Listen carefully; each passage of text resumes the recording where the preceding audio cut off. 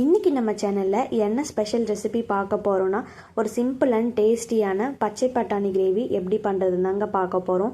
இந்த பச்சை பட்டாணி கிரேவி சாதம், இட்லி, தோசை, சப்பாத்திக்குன்னு வச்சு சாப்பிடும்போது டேஸ்ட் அல்டிமேட்டாக இருக்குங்க. வீட்டில் இருக்கிறவங்களுக்குலாம் செஞ்சு கொடுத்தீங்கன்னா நல்லா விரும்பி சாப்பிடுவாங்கங்க. கண்டிப்பாக நீங்களும் ஒரு முறை வீட்டில் ட்ரை பண்ணி பாருங்கள்.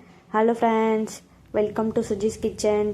இப்போ தான் நம்ம சேனலை ஃபஸ்ட் டைம் பார்க்குறீங்கன்னா சப்ஸ்கிரைப் பண்ணிக்கோங்க. வீடியோ பிடிச்சிருந்தால் லைக் பண்ணுங்கள். வாங்க வீடியோக்குள்ளே போகலாம்.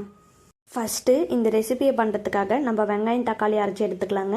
அதுக்கு மிக்சி கப்பில் 2 மீடியம் சைஸ் பெரிய வெங்காயத்தை நல்லா ஃபைன் பேஸ்ட்டாக அரைச்சி எடுத்துக்கோங்க. பாருங்கள், இந்தளவுக்கு நல்லா அரைப்பட்டு வந்தால் போதும். இது வேறு கப்புக்கு மாற்றிட்டு அதே மிக்சி கப்பில் 2 மீடியம் சைஸ் தக்காளி, ஒரு 5லேருந்து 6 பல் பூண்டு சேர்த்துக்கலாங்க. கூடவே ஒரு சின்ன துண்டு இஞ்சியும் சேர்த்து நல்லா ஃபைன் பேஸ்ட்டாக அரைச்சி எடுத்துக்கோங்க. பாருங்கள், இந்தளவுக்கு நல்லா அரைப்பட்டு வந்தால் போதும். இது ஒரு வாரம் இருக்கட்டும். இப்போ நம்ம கிரேவி எப்படி பண்ணுறதுன்னு பார்த்துடலாம். அதுக்கு ஒரு அடிகனமான பாத்திரத்தில் தேவையான அளவுக்கு எண்ணெய் சேர்த்துக்கோங்க. எண்ணெய் நல்லா சூடாகி வந்ததும் ஒரு பிரியாணி இலையில் பாதி இலை சேர்த்துக்கோங்க. ஒரு ஏலக்காய், ஒரு மராத்தி மொக்கு, 1/2 டேபிள் ஸ்பூன் அளவுக்கு சீரகம், 1/4 டேபிள் ஸ்பூன் அளவுக்கு சோம்பு, ஒரு சின்ன துண்டு பட்டை, 2 கிராம்பு சேர்த்துக்கோங்க. இது எல்லாத்தையும் சேர்த்ததும் ஒரு முறை நல்லா மிக்ஸ் பண்ணி விட்டுக்கலாங்க. சீரகமும் சோம்பும் நல்லா பொரிஞ்சு வர வரைக்கும் வெயிட் பண்ணிக்கலாங்க. சீரகமும் சோம்பும் நல்லா பொரிஞ்சு வந்ததும் இந்த ஸ்டேஜில் நம்ம பேஸ்ட்டாக அரைச்சி வச்சுருக்கிற பெரிய வெங்காயத்தை இதில் சேர்த்துக்கலாங்க. வெங்காயத்தை நம்ம பச்சையாக தாங்க அரைச்சிருக்கோம். அதனால் வெங்காயம் நல்லா பச்சை வாசம் போகிற வரைக்கும் வதக்கி விட்டுக்கலாங்க. ஸ்டவ்வை மீடியம் ஃப்ளேம்லேயே வச்சு வதக்கி விட்டுக்கோங்க. வெங்காயம் வதங்கும் போதே ஒரு பச்சை மிளகாவை பொடி பொடியாக நறுக்கி சேர்த்துக்கோங்க. பச்சை மிளகா ஆப்ஷனல் தாங்க, வேணும்னா சேர்த்துக்கலாம், வேண்டான்னா விட்டுடலாம். பச்சை மிளகாவை சேர்த்ததும் வெங்காயத்தோடு நல்லா வதக்கி விட்டுக்கலாங்க. வெங்காயம் நல்லா வதங்கி பச்சை வாசம் போனதும் இந்த ஸ்டேஜில் நம்ம அரைச்சி வச்சுருக்கிற தக்காளி பேஸ்ட்டை இதில் சேர்த்துக்கலாங்க.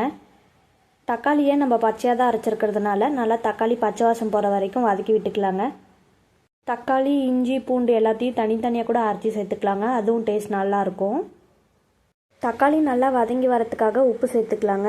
ஒரு 1/4 டேபிள் ஸ்பூன் அளவுக்கு உப்பு சேர்த்துக்கோங்க. உப்பு சேர்த்து தக்காளி நல்லா வதங்கி வர வரைக்கும் வதக்கி விட்டுக்கலாங்க.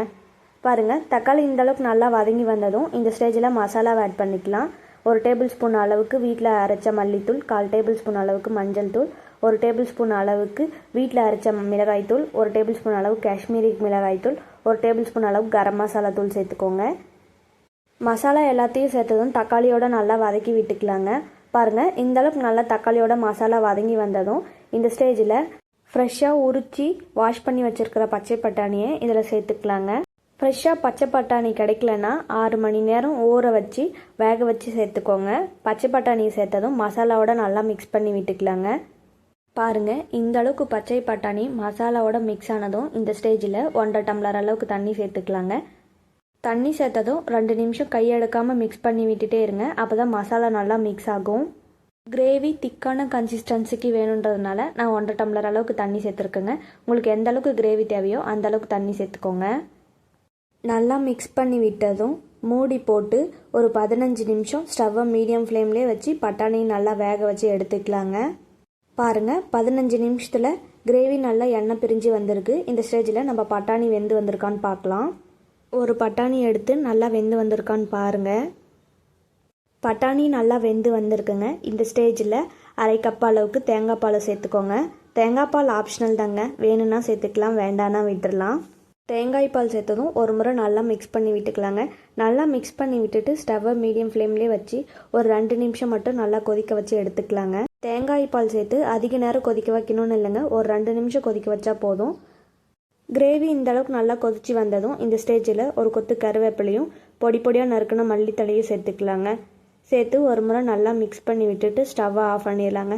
கடைசியாக கருவேப்பிலையும் மல்லித்தலையும் சேர்த்திங்கன்னா டேஸ்ட் அட்டகாசமாக இருக்குங்க. அவ்வளோதாங்க, டேஸ்டியான பச்சை பட்டாணி கிரேவி ரெடி. இது வேறு பாத்திரத்துக்கு மாற்றி சர்வ் பண்ணிடலாங்க. இந்த பச்சை பட்டாணி கிரேவியை சப்பாத்தி, பூரியோடு வச்சு சாப்பிடும்போது டேஸ்ட் அல்டிமேட்டாக இருக்குங்க. கண்டிப்பாக நீங்களும் உங்கள் வீட்டில் இதே மாதிரி ஸ்டைலில் ட்ரை பண்ணி பாருங்கள். ட்ரை பண்ணி பார்த்துட்டு எப்படி வருதுன்னு மறக்காமல் கமெண்ட் செக்ஷனில் கமெண்ட் பண்ணுங்கள். உங்களுக்கு இந்த வீடியோ பிடிச்சிருந்தா லைக் பண்ணுங்கள், ஷேர் பண்ணுங்கள், மறக்காமல் சப்ஸ்கிரைப் பண்ணுங்கள்.